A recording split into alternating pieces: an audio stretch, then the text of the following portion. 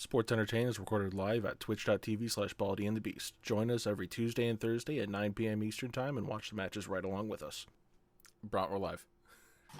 I just had my brain broken by a meme. And I know we went live, but my brain was way too broke. What's up, everybody? My name is Bront. I'm Willem. And we are Baldy and the Beast. Welcome back to another exciting episode of Sports Entertained. My brain is broken. I'm running on instinct here. Okay. Willem, what are we doing today? Today we are watching Stone Cold Steve Austin vs. The Rock from WrestleMania 19, the finale of our Rock vs. Austin trilogy. Woo! Limp Biscuit Mania! I'm a crack addict! Yeah! Yeah! March 30th of 2003 at Safeco Field in Seattle, Washington. 54,097 fans were there for a Limp Bizkit concert and happened to see some wrestling while they were at it. It's pretty much the truth. Yeah. On February 20th, the SmackDown Rock returned after 6 months away, and he confronted Hogan right before they had a match at No Way Out, which was Okay, just keep going. Just keep going. I forgot to hit the record button, but I can just pull the VOD off Twitch. Not a big deal. It was a rematch of their WrestleMania match last year, but they had it at No Way Out. And at No Way Out, Rock did beat Hogan, but he had to have help from Vince. And then shortly thereafter, like the Monday after, he debuted. So he debuted on SmackDown, was hyping up his fight with Hogan. Mm-hmm. That Monday, he switched over to Raw. So why have him come to SmackDown at all? Yeah, that don't make sense. And then he competed in a number one contender battle royal. A lot of this build doesn't make sense. I literally had to go back and double check stuff because I was like, this makes no sense. Okay. But he was eliminated from number one contender match battle royal last by Booker T. And then after the match, he criticized Austin for being named Superstar in the Year that January. Or Superstar of the Decade, excuse me, by the WWE fans. So then on March 3rd, Austin, who was also away for a while, they both returned at No Way Out, except for Rock had a match and Austin didn't. Okay. He had made his TV return, and he cut a promo about the fans, and he was interrupted by The Rock, who challenged him to a WrestleMania match because he was upset. Essentially, Austin had won the first two. He had never beaten Austin at Mania, and those were huge landmark Manias and matches. So yeah, they really were. There was a lot of good stuff in those. Yeah. So right after the challenge, Eric Bischoff, who was the Raw GM, said the next week, Raw, Rock would fight Booker T, and if he won, he would get to fight Austin at WrestleMania. Okay. So on this is where it gets really confusing. On the next Raw, Rock petitioned to change his opponent from Booker T to somebody else. And in that promo, said that he wanted to just face Austin. So they made the match he changed his opponent from Booker T to the Hurricane, thinking the Hurricane would be an easier match. In the middle of the match, The Rock comes down, or Stone Cold comes down, distracts The Rock, Hurricane rolls Rock up for the 3 count, and the match is still on? Like, the match is still being made official? Confusion. I mean, I think the end result of this whole thing is that the Hurricane got a semi-clean victory over The Rock. Like, we exist in a universe where the Hurricane has a W over The Rock. And I love that I'm in that universe. I mean, there are plenty of other things to not love about this universe, but that's a good thing. That's a good thing. But then on the last, the Go Home Raw on March 24th, Austin was banned from entering the arena, but you know how banned superstars go. He got in, he attacked The Rock before he could flee the ring. It would be much easier instead of banning them if they just said, we don't have a spot for you on the card, you're not booked. And I feel like they wouldn't show up. It would be much easier. Yep. They're just like, all right, on to the next stadium. I'll meet you in Denver next week. Yeah. Yeah. Anyways, that was the build. It was pretty a little confusing, honestly, for me having to type it up, if I'm going to be completely frank. Yeah. Well, I guess the impetus for this match is that it's Austin's last match, and he's since, like, he's not gone back and had another match.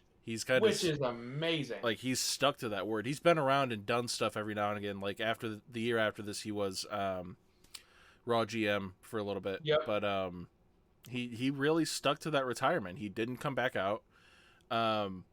Hits the occasional stunner. And that's about it. Yep. So that's really kind of like the reasoning behind this. If you want to talk non-kayfabe, because obviously, given the last two matches that we watched, which you can check out now at youtube.com/baldyandthebeast or whatever the hell our URL is, that link down below.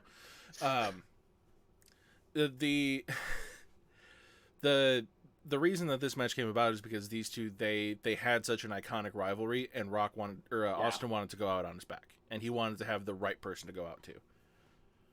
And it made sense. It ended up being a 6-year build. You literally can't plan. You cannot plan that. Nope. Not at all. But I don't know, Austin. It's amazing he's never come out of retirement. I'm sure Vince has tried 100 million times. Oh yeah, like he's probably slapped dollars down so many times, but there's a reason that the man was the biggest draw in the history of the business.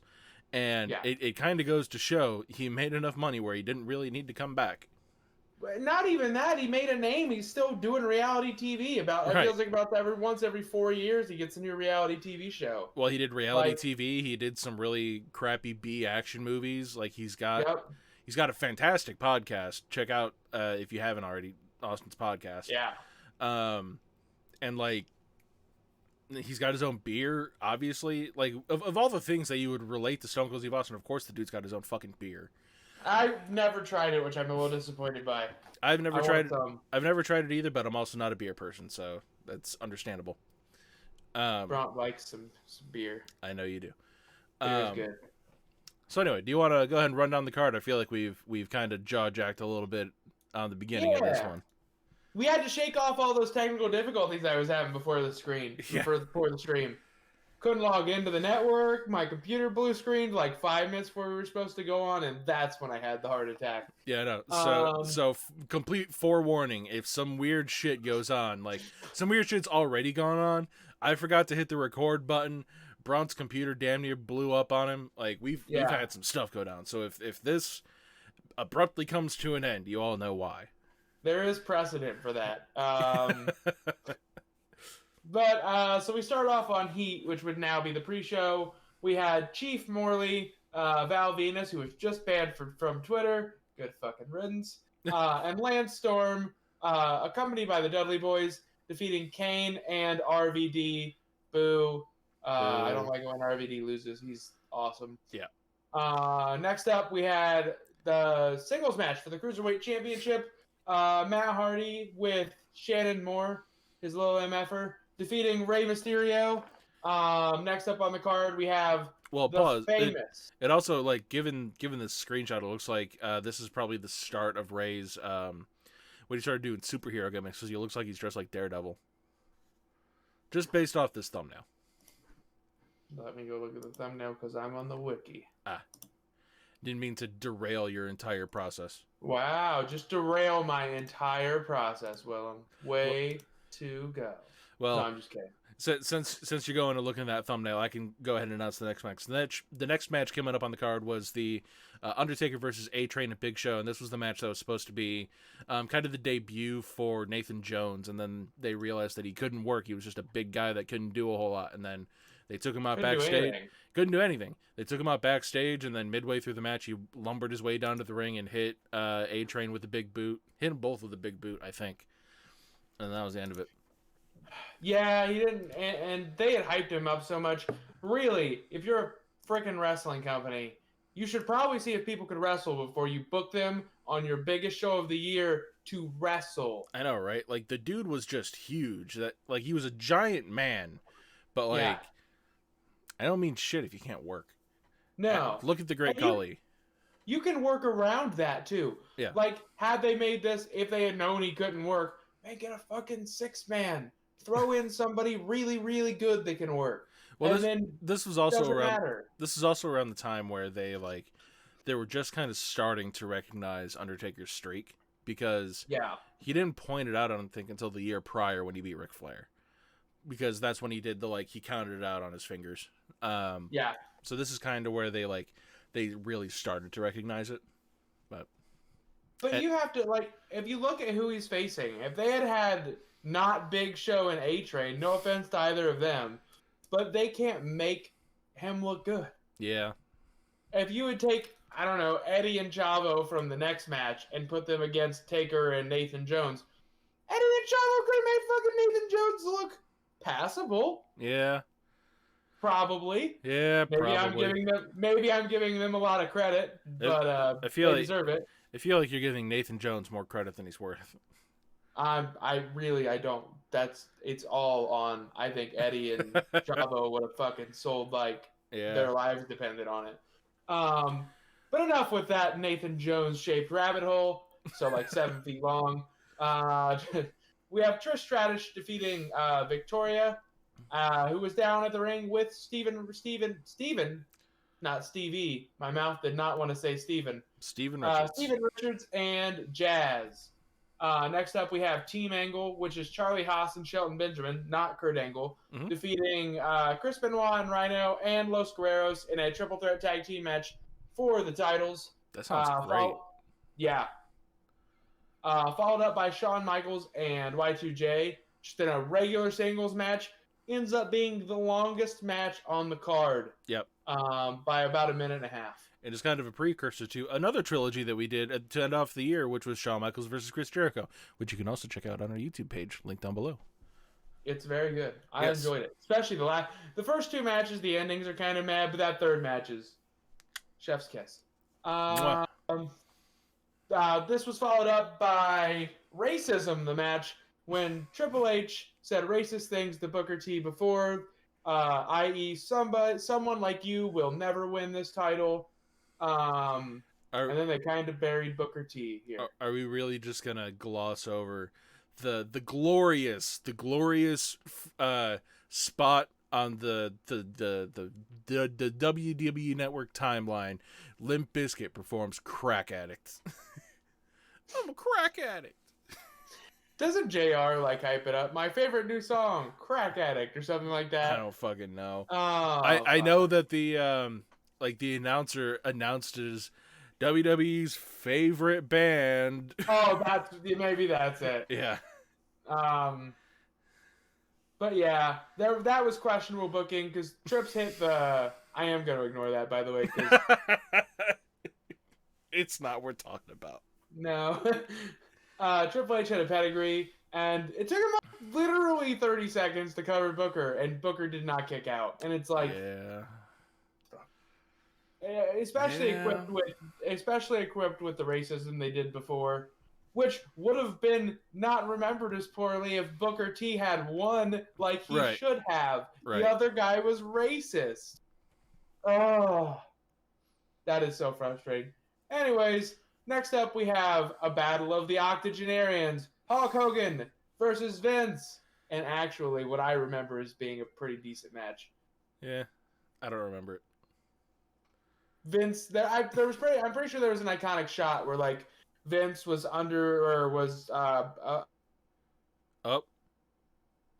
he froze up. Poked his head up with the blood. You froze up for a second. But we're good. We're all right. Okay. I think that shot was actually from the because if you remember, there was also a McMahon versus Stephanie McMahon street fight where he did that same thing. But maybe. he came up with a lead pipe or something like that, or a sledgehammer. That might be it. I might be getting my wires crossed. But anyways, we are running long. Jesus. The Rock fought Stone Cold, and then Lesnar versus Angle in the main event, where pretty much if Angle lost by a count out DQ, or if anybody interfered, he would still lose the title to Brock. Mm-hmm. And they put Brock over Angle here. This was where Brock screwed up the shooting star press. Yeah, of all the things that you would never expect Brock Lesnar to do, he busted out a shooting star press and missed it by that much.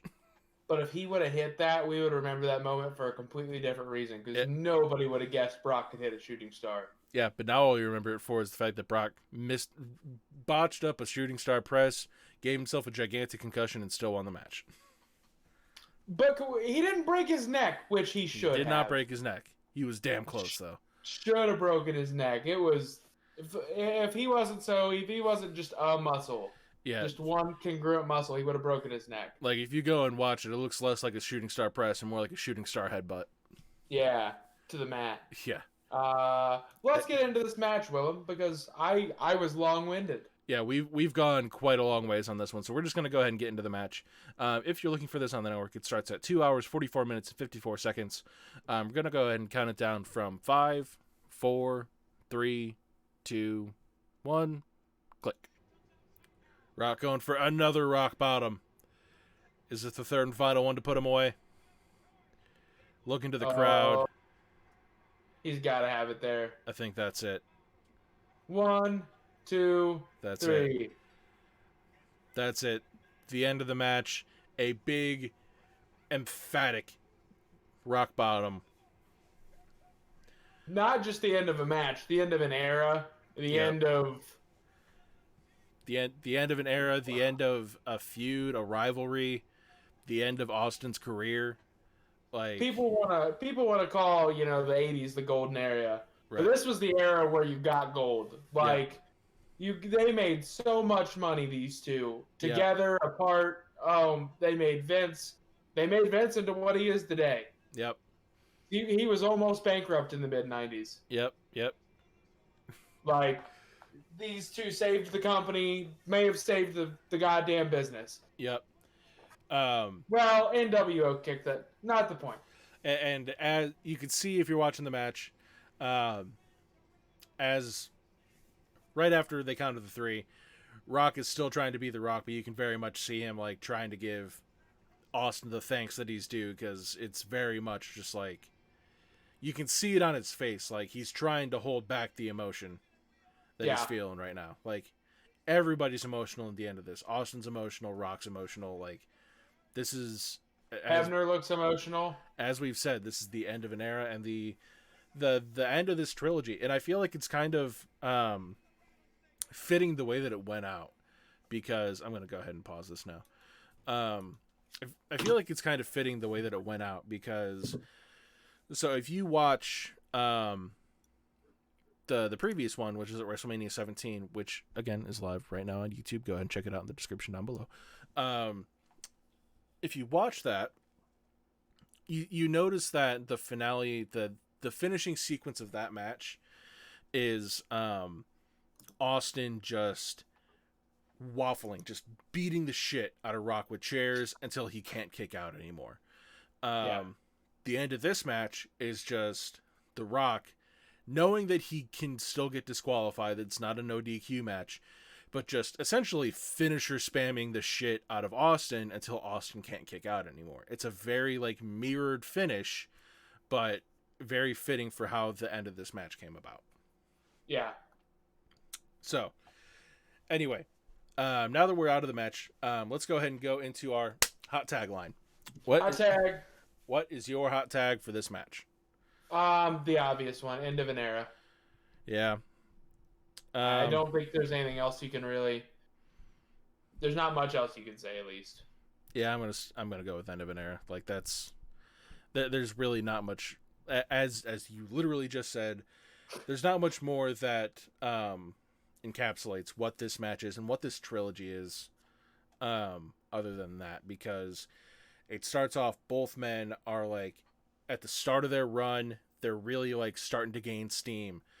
Then the midpoint, like it's the end of the Attitude Era, like they're both at the top of their careers, they're both at the top of their draws, they're both really doing the best they can. And then here, like, it's kind of the end of both men's careers, because Austin retires, Rock does some stuff in Hollywood. He doesn't quite retire quite yet. He's still active on the roster for a little while, but he doesn't really go much longer than this. Like, it's a very, if you go and you watch these 3 matches, it very much signifies a start, middle, and end point for all 3 of these men's careers. He kind of went... For 2 of these men's careers. What am I talking about? All 3 of these men.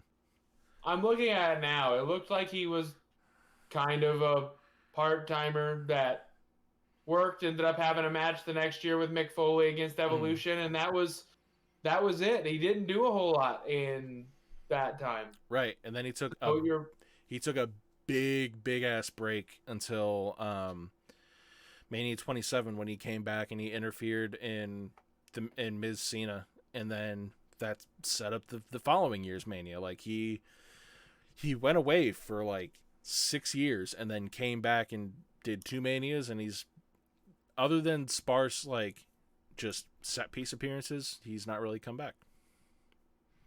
Yeah, I feel like this doesn't matter, but I happen to be looking at his wiki, and as I'm going down, it said Independent Circuit 2009, and I was interested. So, The Rock appeared at a World Extreme Wrestling independent show to support the wrestling debut of daughter and longtime friend of his mentor, Jimmy Snuka. Guess who? Oh, Tamina. Okay. He is apparently close enough with Jimmy that he showed up in 2009 to hype her first match. Okay. You learn a new thing every day. That was today's thing. You're welcome. All right. Well, now that we've learned a new thing, let's go ahead and go into rebooked the finale for this trilogy. So if you are not aware, Rebooked is our segment of the show where we go and we rebook this match with modern day competitors to see who could do it just as good, if not better. And for a trilogy like this, we tend to pick a person at the start and then pick 2 people at the start and see if they carry on through this series of matches. Your picks were, I'm gonna have you go ahead and say those because I only remember Ricky Starks. Hangman was Austin and Ricky Starks was The Rock. Okay. And then my choices were KO for Austin for obvious reasons, and then Eddie Kingston as my Rock. Yeah, and you would change that because you had Big E originally. Yeah, and Eddie Kingston just kind of fits a lot better. So I'm gonna keep my guys because I feel like that definitely still fits a lot for this one. Although I feel like the finish would come out a very different way for my match than it would for what actually happened. Yeah. So are you going to be keeping yours? Are you keeping Hangman? I've thought about. I think Ricky Starks, I think, is spot on. I don't have any. Hangman, I've kind of butted around back and forth of, am I just having him in there because he has a drinking gimmick? Yeah. But I can't think of anybody else that I even think like match wise. If you replace the stunner with the buckshot, I don't think like he couldn't do this match at all. I think he's completely capable. Right. And the only other person that keeps coming to mind is Shark Boy because he did that Stone Cold gimmick. So I think I'm gonna stick with Hangman. Fuck it. Fuck it. Replace Stone Cold with Stone Cold ET. We get Stone Cold ET versus Ricky Starks. But no, that's still a match I would watch. Hangman versus Ricky Starks. That's very good. That is definitely, I will put it on the line here right now. That is a world title match someday. Oh yeah, Ricky Starks is fucking spot on for The Rock. Like he's a star. I don't know what it is, but Ricky Starks has like 12 of it. Yeah, and he does JoJo poses before he enters the ring, and that's hilarious to me. I'll never not point it out. The man literally JoJo poses before he gets in the ring, and that's amazing. It's cool now because Undertaker kind of talked about this the other day, but we've kind of evolved in the business where like a lot of the dudes backstage are nerds now. Yeah. And Undertaker complained about it. I'm a nerd. I love that shit. I love when Keith Lee names his like moves after shit in Dragon Ball and like Ricky Starks does the JoJo pose. I love that. Bring it on. Let's go. So I bring up that he JoJo poses before he gets in the match. I don't know if he's actually doing it like consciously, like if he knows that it's like he's fucking JoJo posing. I wonder if it's just like the thing that he does, and then like, oh, that's what he's doing, and he's like, shit, but I got a thing. in my head canon, he's a big fan. Yeah. Well, and I saw a Reddit post earlier today, and I commented on it that I don't honestly see why it's a big deal that people play video games backstage. Like, back in the day, people would play cards backstage, and it's literally the same thing. They're just killing time. The exact same amount of time is being killed. It's just instead of playing an analog game, they're playing a digital game. Yeah, and like they're not on hoot toot all the goddamn time. Like, right. I'm sorry, everybody's not on blow 24/7 anymore. They don't carry guns around, but right. or knives. But we learned from that because the Bruiser Brody thing happened, and like, yeah, that might have been great for the time, but it doesn't have to always be that way, in my opinion. And it doesn't foster a healthy business. Like, when people are scared of not scared, but they're like they have to worry about one of their coworkers soaping up their balls in the shower, like or shit winding up in their duffel bag, or just like random nonsense. I heard I've seen it multiple times where people will. And again, this goes back to that Reddit thread where somebody will they'll do a shoot interview and they'll talk about all these all the like getting ribbed by doing stuff like that as like little bonding moments. And I can see that. Like, I understand, getting ribbed by your boys, but just like shitting in duffel bags, or like going and pounding on like somebody's door to wake them up at 1 a.m. when they like just got off a fucking match. Fuck that. Or I read today, apparently when Muhammad Hassan, I am pretty sure it was him, just got started. He was at the airport lounge with all the guys, all the boys, and he bought everybody drinks. You know what they did? They fucking dumped them all out. Why? That is such a like, he is new. He is being nice, and he bought you drinks, and you're gonna be a fucking dick about it. That doesn't foster good morale in the locker room. Right. It's a much happier place to be in the locker room now, regardless of what promotion you're in. I would agree with that probably 100%. Yeah.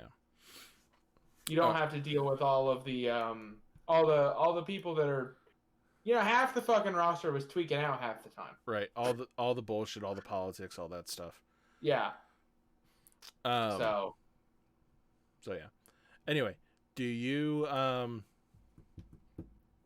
anything else you want to talk about tonight? We went a little really long in the intro portion, so. AEW announced a tournament. I like tournaments. That's all I really need to say.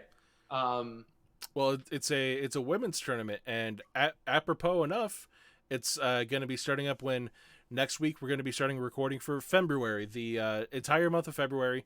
If you're watching us on YouTube, it's going to be the entire month of February. If you're watching us on Twitch, we do it a week beforehand, where we go through and we watch women's matches. We're going to be doing that all throughout the entire month of February. So, given that, what is the first match we're going to be watching? Because that is going to be starting recording on Twitch next Tuesday, the 26th. First of all, while I look that up, nice plug.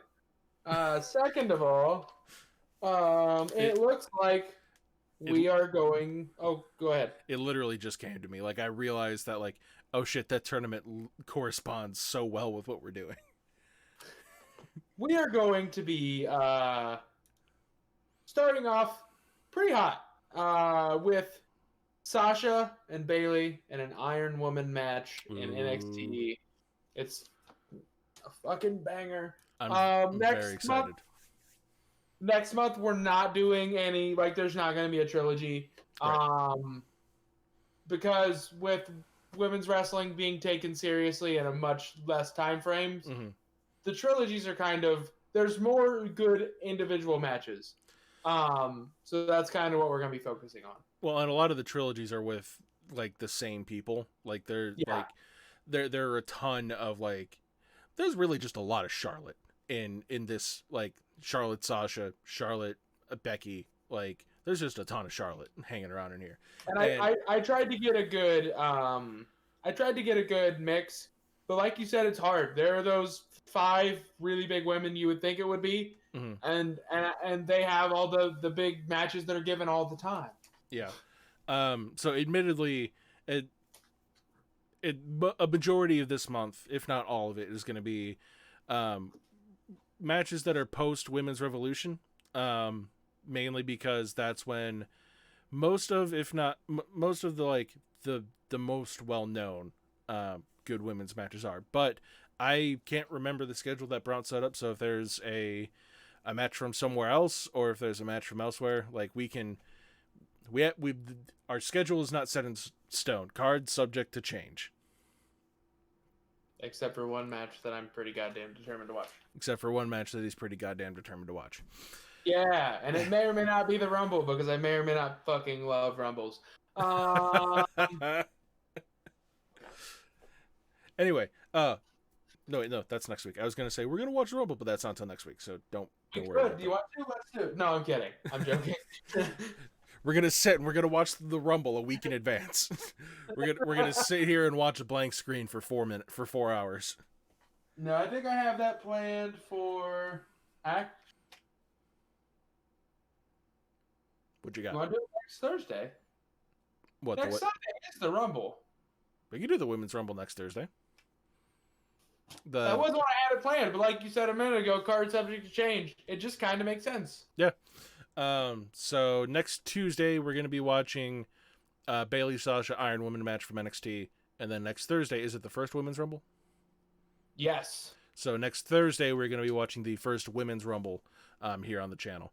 Do you have anything else you want to bring up tonight? No, a couple long matches next week. I'm excited. Yep. Anyway, thank you everybody for coming out and checking us out tonight. If you haven't already, check us out in the description down below on our Facebook, Twitter, YouTube, all those places that we're at. If I've not brought it up already this week, because we've referenced a lot of episodes. If you don't feel like looking at our beautiful faces, you can go ahead and check out our audio-only podcast over on Anchor or Spotify or any of the places that we're at. Again, that is all linked in the description down below. We will see you this coming Tuesday for, once again, Bayley versus Sasha, Iron Woman. We will see you there. It's going to be a good fucking time. Everybody have a good night. Bye, everybody. Bye.